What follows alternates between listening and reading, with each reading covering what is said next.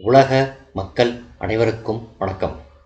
இப்போது நாம் ஒரு ஜாதகத்தில் லக்னம் எனும் 1ஆம் இடத்திலும் களத்திரம் எனும் 7ஆம் இடத்திலும் ராகு கேது அமர்ந்தால் தரும் பலன்களை பற்றி இந்த வீடியோவில் காண்போம். எந்த லக்னமாக இருந்தாலும் ராகு லக்னத்திலே அமர்ந்தால் கெட்ட பழக்க வழக்கங்களை தருவார், நோய் நொடியை தருவார், விரோதிகளை உருவாக்குவார். யவனக்காவியம் என்ற நூல் கடகம், கன்னி, தனுசு, மீனம் ஆகிய 4 ராசிகளில் ராகு கேதுக்கள் அமர்ந்து அது லக்னமாகவும் இருக்குமேயானால் நல்ல பலன்களை தரும் என கூறுகிறது. ஜாதக அலங்காரம் என்ற நூல் ராகு இருப்பதற்கு ஏற்ற இடங்களாக 5 ராசிகளை கூறுகிறது. அவை முறையே மேசம், ரிஷபம், கடகம், கன்னி, மகரமாகும். இந்த 5 ராசிகளில் ராகு இருந்தால் ராஜயோகம் தரும், கெடுபலனை தராது என்று ஜாதக அலங்காரம் கூறுகிறது. பெரும்பாலான ஜோதிட நூல்கள் மேசம், ரிஷபம், கடகம் லக்னமாக அமைந்து அதில் ராகு அமையப்பெற்றால் ஜாதகர் உன்னதமான ராஜயோக பலனை பெறுவார் என்று கூறுகிறது. சிம்ம ராசி லக்னமாகி அங்கே ராகு அமர்ந்தால் ஜாதகனை தனவந்தனாக்குவார். ராகு கேதுக்களுக்கு சொந்த வீடுகள் சொல்லப்படவில்லை, அவை நிழல் கிரகங்கள். அவர்கள் அமரும் ராசியை கைப்பற்றி தனது ராசி போல் செயல்படும் குணம் கொண்டவர்கள்.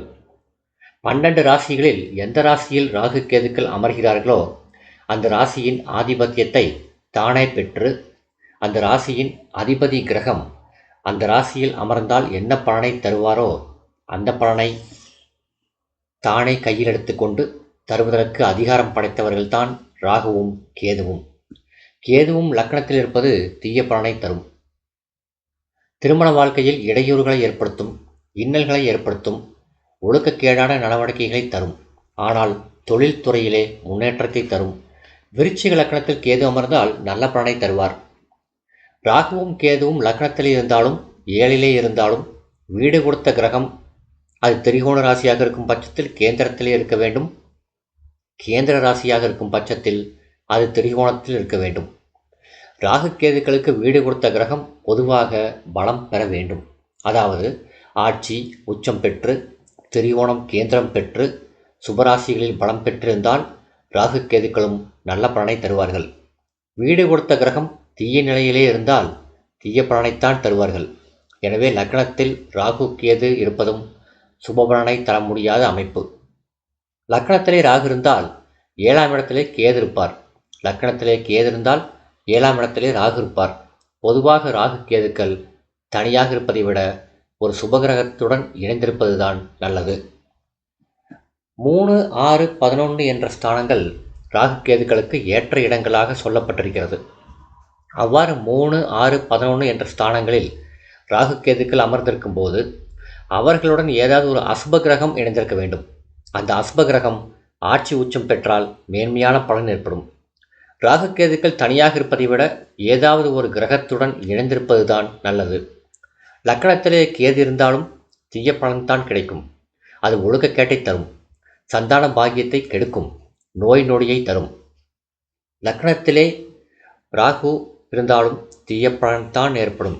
ஒழுக்கக்கேடு, நல்லவர்கள் கூட்டாளிகளாக அமைய மாட்டார்கள், நல்ல நண்பர்கள் இருக்க மாட்டார்கள், தகாத ஒழுக்கக்கேடான செயலை செய்ய வைக்கும், நோய் நொடியை தரும், உடலின் மேற்புறத்தில் காயங்கள், கட்டிகள், தழும்புகள் போன்றவற்றை தரும். அடுத்து 7ஆம் இடத்தில் ராகு கேதுக்கள் அமர்ந்தாலும் இல்வாழ்க்கையில் பல்வேறு இடையூறுகளை உருவாக்கும்.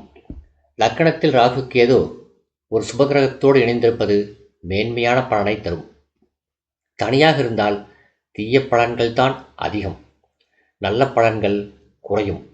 அதாவது ராகு கேதுக்கள் தங்களுக்கு ஏற்ற ராசிகளில் அமர்ந்தால் துர்பலன்கள் குறையும். 7ஆம் இடம் என்பது ஆணுக்கு மனைவியையும் பெண்ணுக்கு கணவனையும் குறிக்கக்கூடிய இடம். 7ஆம் இடத்தில் ராகு இருந்தால் தகாத பெண்ணுடன் ஒரு தொடர்பை உருவாக்குவார். அதன் மூலம் விரயங்கள் நிறைய ஏற்படும், பண சேர்க்கை இருக்காது, ஏழ்மை நிலையை தரும், ஒழுக்கக்கேட்டை தரும், மனைவியை விட்டு பிரிந்து வாழக்கூடிய நிலையை தரும். கணவனுக்கோ அல்லது மனைவிக்கோ உடல்நலக் கோளாறுகள் ஏற்படலாம்.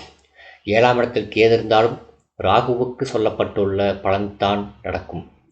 கேது ஒரு சந்நியாச கிரகம், அதாவது இல்வாழ்க்கையை விரும்பாத ஒரு கிரகம். எனவே கேது இல்வாழ்க்கை தொடர்புடைய 7ஆம் இடத்திலே இருப்பது நல்லதல்ல. இல்வாழ்க்கை தோஷம் ஏற்படும். அதன் மூலம் கணவன் மனைவி ஒற்றுமையாக வாழ முடியாது. விவாகரத்து ஏற்படலாம் அல்லது உடல்நலக் கோளாறை ஏற்படுத்தும். இல்வாழ்க்கையை கெடுக்கும். பிற பெண்களுடன் தொடர்பை ஏற்படுத்தி அதன் மூலம் ஒழுக்கக்கேட்டை உருவாக்கும். ஆனால் ராகுவோடோ கேதுவோடோ குரு இணைந்தால் நல்ல பலன்கள் கிடைக்கும். அதுவும் மேலே குறிப்பிட்ட தனுசு, மீனம், கடகம், கன்னி, ரிஷபம், துலாம் ராசிகளாக இருக்க வேண்டும். சுபகிரகங்களின் ராசிகள் ராகு கேதுவுக்கு லக்னமாகவோ 7ஆம் இடமாகவோ அமையுமானால் ஓரளவுக்கு நல்ல பலன்கள் கிடைக்கும். அதோடு குருவின் சேர்க்கை, பார்வை ராகு கேதுக்களுக்கு இருந்தால் தீய பலன்கள் ஏற்படாது. நல்ல பலன்கள் மட்டுமே நடக்கும். குரு பார்க்க கோடி குற்றம் நீங்கும். எனவே நல்ல பலன்கள் கண்டிப்பாக ஏற்படும். இதர இடங்களிலே ராகு கேது இருந்தால் வீடு கொடுத்த கிரகத்தோடு இணைந்திருப்பதும் அல்லது வீடு கொடுத்த கிரகம் ஆட்சி, உச்சம் என்ற நல்ல நிலை பெற்றாலும் அல்லது மூலத்திரிகோணம், கேந்திரம் ஆகிய இடங்களில் வலுப்பெற்று இருந்தால் அவர்களும் நல்ல பலன்களை தருவார்கள் என்பது பொது விதி. ஆக 1, 7ஆம் இடங்களில் ராகு கேதுக்கள் தனியாக இருப்பது கெடுபலனை தரக்கூடிய அமைப்புதான். ஒன்று குரு சுக்கிரனுடைய பார்வையை பெற்றிருக்க வேண்டும், அல்லது குரு சுக்கிரனுடைய இணைவை பெற்றிருக்க வேண்டும், அல்லது ராகு கேதுக்களுக்கு வீடு கொடுத்த கிரகம் நல்ல நிலையிலே இருக்க வேண்டும். 7ஆம் இடம் என்பது மிக முக்கியமான ஸ்தானம். 7ஆம் இடம் என்பது மனைவியை உருவாக்கி தரும் இடம். பெண்ணுக்கு கணவனை உருவாக்கி தரும் இடம். 7லே ராகு இருந்தாலும் கேது இருந்தாலும் கலத்தர தோஷம்.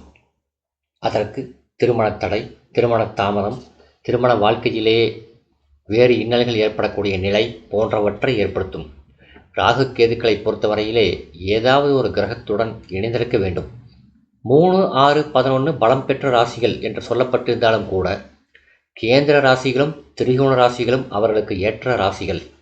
ஆனால் வீடு கொடுத்த கேந்திராதிபதி ஒரு திரிகோணத்திலே இருக்க வேண்டும், வீடு கொடுத்த திரிகோணாதிபதி கேந்திரத்திலே இருக்க வேண்டும், அல்லது வீடு கொடுத்த கிரகம் ராகு கேதுவோடு இணைந்திருக்க வேண்டும்.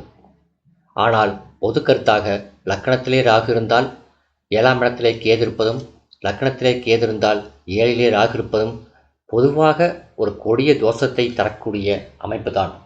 இந்த வீடியோ உங்களுக்கு பிடிச்சிருந்தா லைக் பண்ணுங்கள், ஷேர் பண்ணுங்கள், சப்ஸ்கிரைப் பண்ணுங்கள். நன்றி.